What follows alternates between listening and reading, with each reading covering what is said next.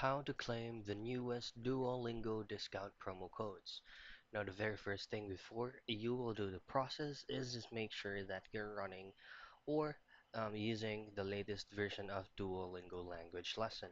Just simply go to your Play Store and just type in Duolingo, and you should be able to know if your Duolingo needs an updating because there is going to be an update button that's going to be visible here. So you'll just have to press on update and it will automatically update by itself. Now, once everything is set, simply access your Duolingo app and make sure that you're logged into your account.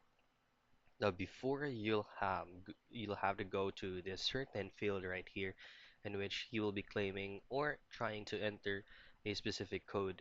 You'll have to get your code ready first.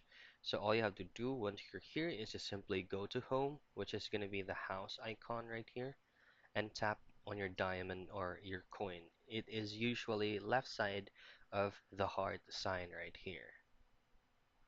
There you go. Now once you're here, this is actually the shop. Now all you have to do is scroll all the way down to the bottom till you find redeem a promo code. Just simply tap on redeem a promo code and just have to input your gift code right here and just simply click or tap on apply to confirm.